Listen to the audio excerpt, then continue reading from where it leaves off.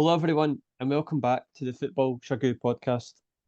My name is Thomas Durning, and today I'm joined by my co-host, Pearse McLaughlin. Hello, Pearse. Hey, how you doing? I'm doing well.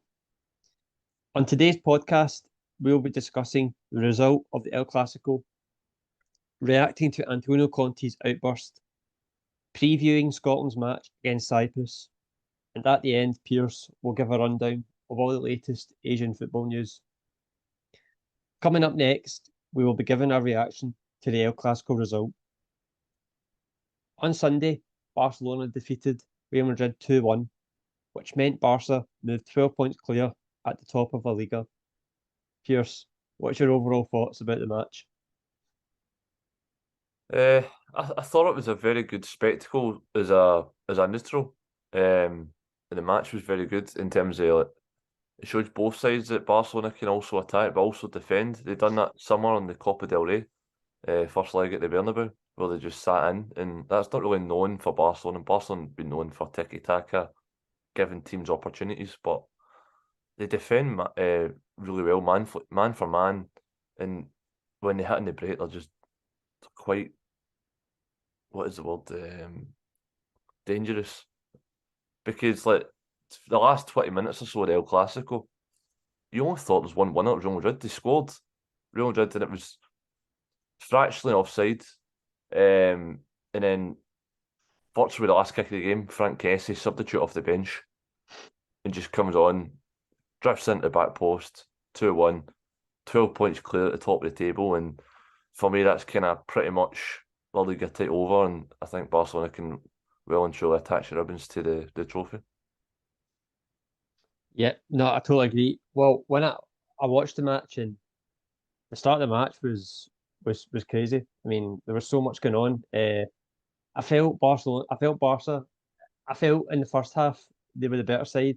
I felt, Real Madrid were trying to, they couldn't really get control of the game because Barcelona were pressing them really high up the pitch, which meant Real Madrid they couldn't get out as quickly. And then, against the run of play, Real Madrid score the first goal of the match, and then I think after that goal, they kind of settled down, and they started keeping the ball a bit better. But I just think overall, in my opinion, I think Barca just about deserved to win the match. I just think they did more in terms of creating chances. They had more of the ball. They just looked like when I was watching it that they were going to that they were going to go on and win the match. But with Real Madrid, they easily could have as you said, they easily could have won at the end. And I was going to ask you, what do you think about their performance? Do you think it was a good performance from Real Madrid? Do you think it was a bad performance? I don't think it was a great performance. Like you say, Barcelona, I do think edged it, because I do think Real Madrid, although they had nice possession of the ball at times and kind of grow into the game more and more, it was down to their substitutions. I thought the introduction of Asensio, Rodrigo, and Dani Ceballos, all three of them made an impact, and they looked confident on the ball. They looked dangerous, and let's be honest, like Real Madrid's key men, Vinicius Junior and Karim Benzema, were pretty anonymous. Like Vinicius Junior beat Araujo one time and deflected a cross in, which was a really lucky goal. But apart from that, Araujo had the best of them, and Karim Benzema was pretty non-existent. He didn't really get involved in the play. And Barcelona's defence kind of nullified him. Christensen and Koundé kind of stopped him pretty easily. So when you have your two kind of your two top goal scorers, your two key men at the top end of the pitch, they couldn't really create anything. They couldn't really do anything for themselves. And for me, the both of them should be substituted. But saying that, it was very similar to like the Clasicos of old. There was flying challenges, stoppages of play, people squaring up to each other. I really enjoyed the game as a neutral. It was an exciting match to watch, and the crowd of Barcelona I thought was electrifying. Yeah, no, I totally agree with it was a brilliant game. Both teams were really committed, I just felt when watching the game that I just felt Real Madrid could have maybe gone for it a bit more. I felt they sat in a bit too much. Just kind of waited for the counter attack. Where I think if they kind of pushed if they kind of pushed up a bit more in the game, I think they easily could have won that match. So obviously now with Barca winning the match, it now means that they're 12 points clear. Um, what do you think about title race now? Do you think that's going to go to Barca, or do you think they'll just have a chance? For me, it's done and dusted. Real Madrid will solely focus on the Champions League, and with Barcelona, they've got two eyes on beating Real Madrid in the Copa del Rey semi-final second leg and securing the league title. So Barcelona can do a double. They're out of Europe, so their focus is solely on domestic competition. Whereas Real Madrid will see 12 points. They'll try and make it competitive, try and make it respectable, but I do see them favouring the Champions League because Real Madrid is known for being the kings of Europe. Last season, everyone wrote them off and they beat all the favourites. And they just have something with the Champions League. There seems to be their competition. Even if they're not playing great, they always seem to find a way somehow. And even against Barcelona, I don't think they played great. Like you said, they sat in a bit and tried to hit the counter.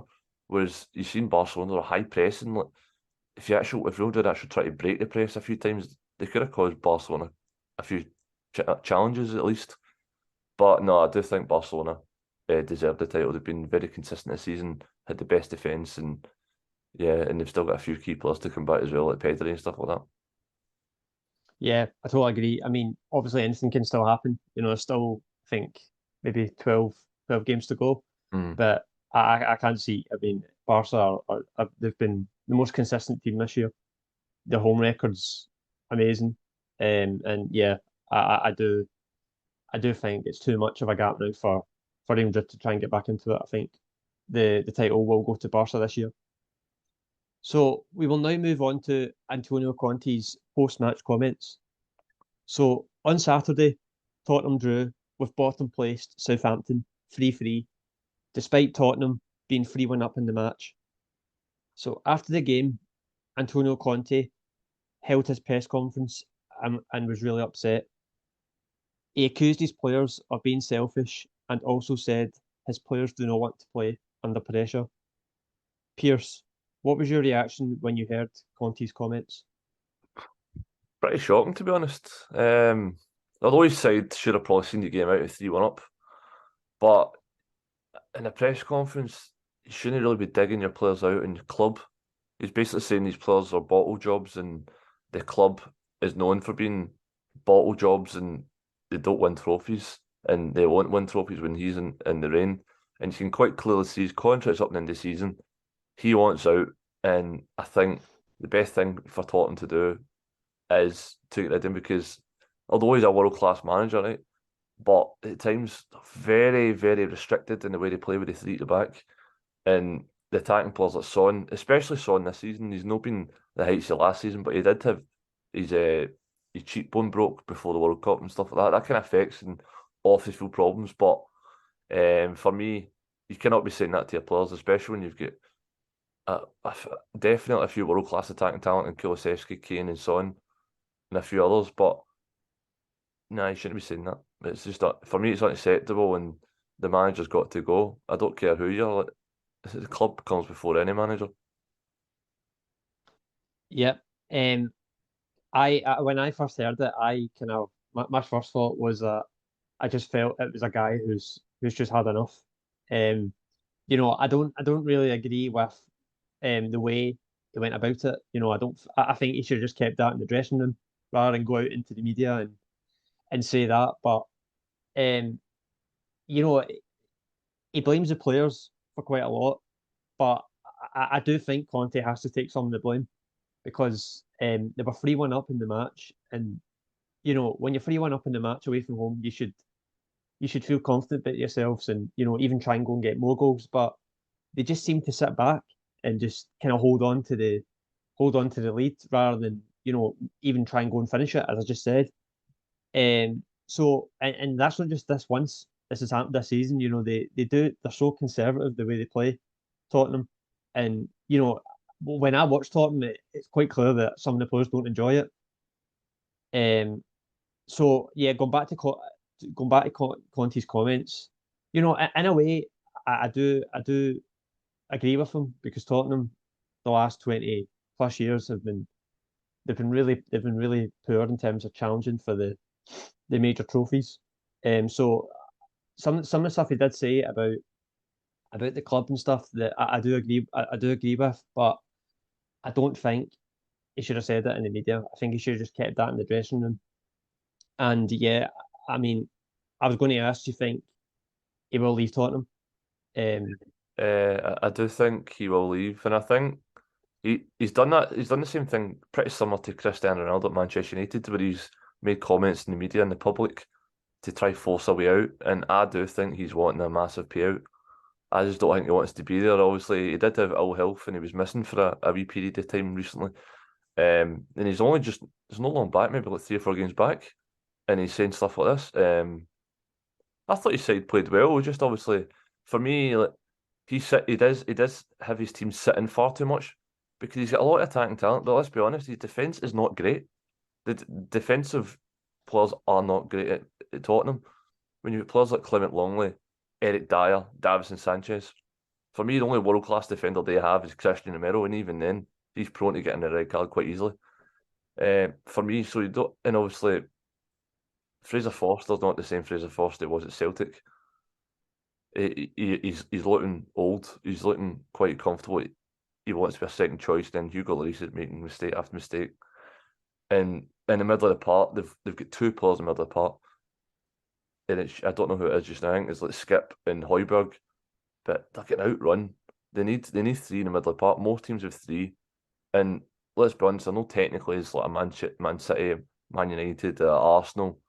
So they do need to change their shape. I do think Conte is holding this Tottenham team back, and they're going to be lucky if they keep a hold of their best players, because I can see Kane and Son leaving in the summer if they don't get their act together, Tottenham. I know Levy is quite a shrewd negotiator, and he always wants the biggest deals in terms of, you've seen that Kane tried to go and he refused, and then obviously Gareth Bale to Real Madrid years ago dragged on for how long, like basically the whole summer. So yeah, it's interesting to see what happens, but I do think maybe time for Poch to come back.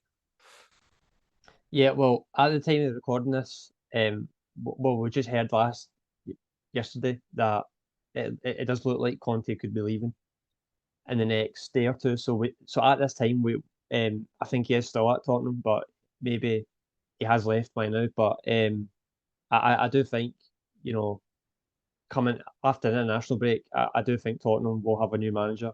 I just think, for me, when looking at Conte, I just think he's had enough, and he wants out. And I think Tottenham and Conte will part ways.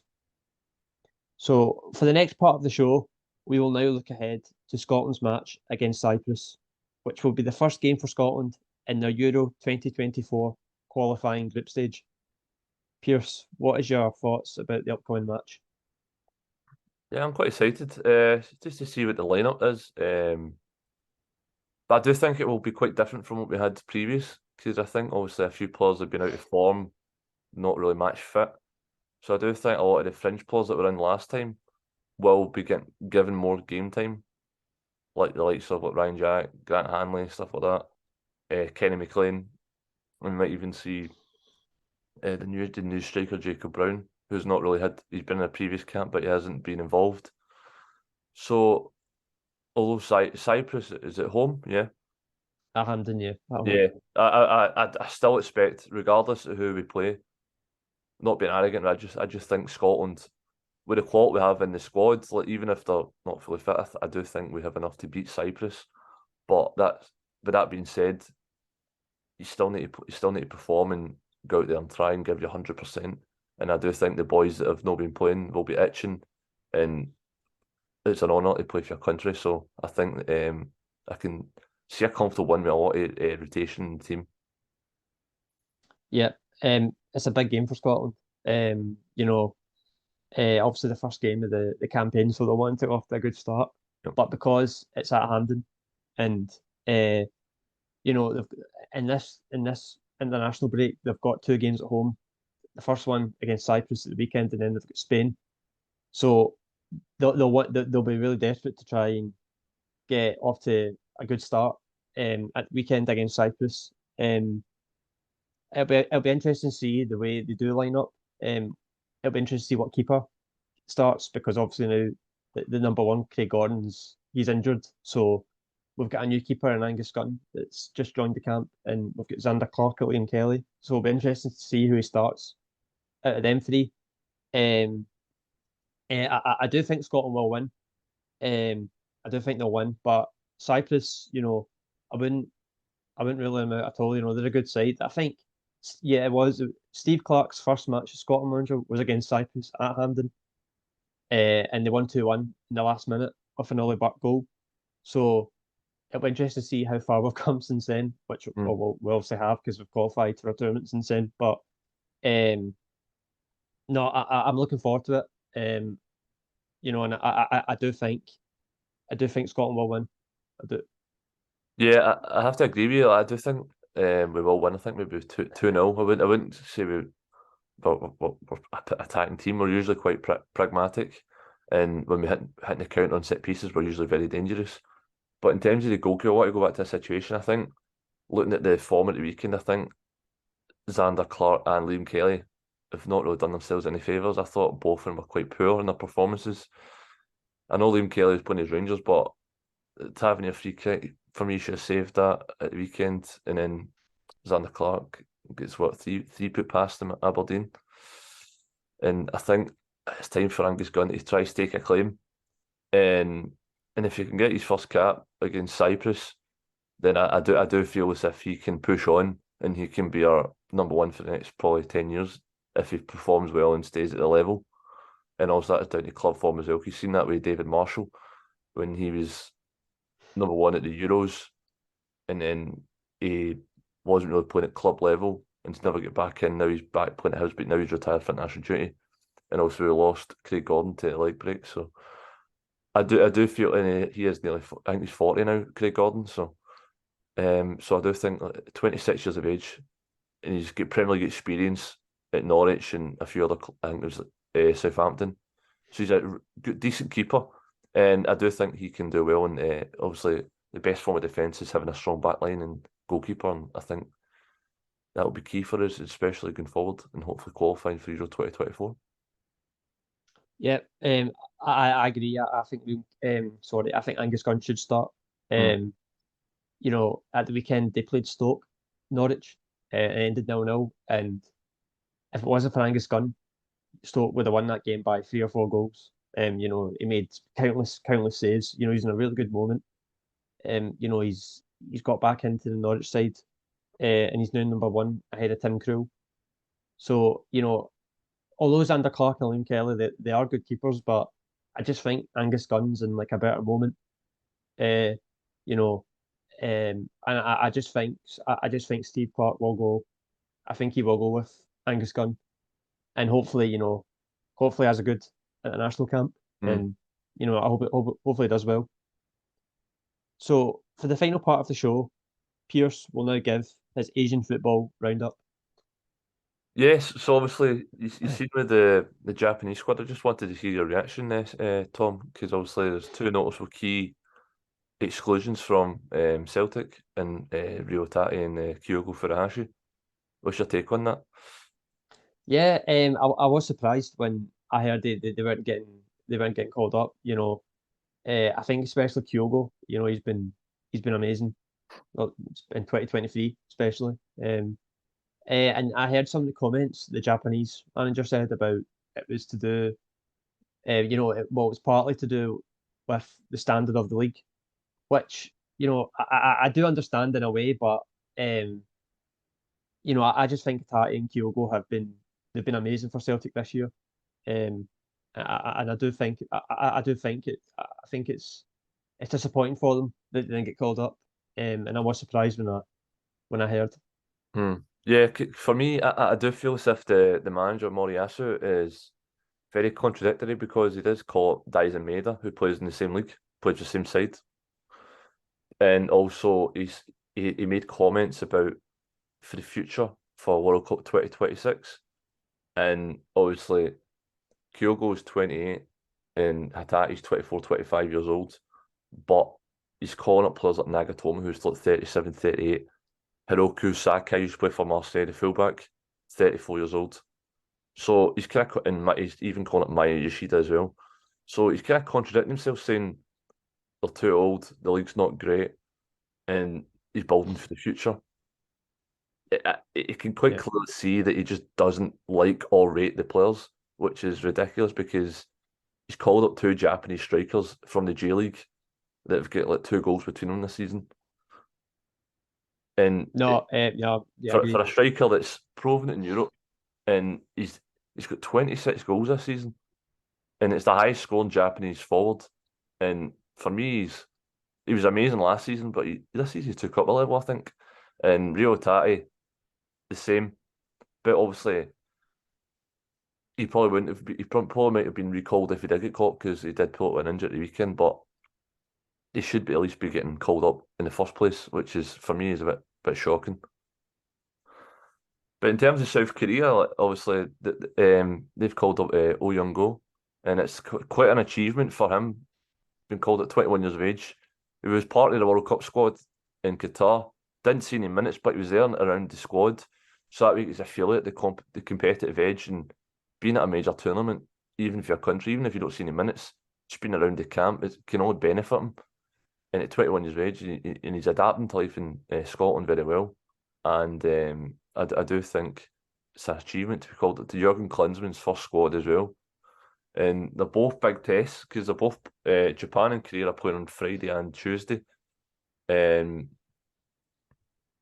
On the Friday, Japan are playing Uruguay, and then on the Tuesday they're playing Colombia. So they're big tests for Japan.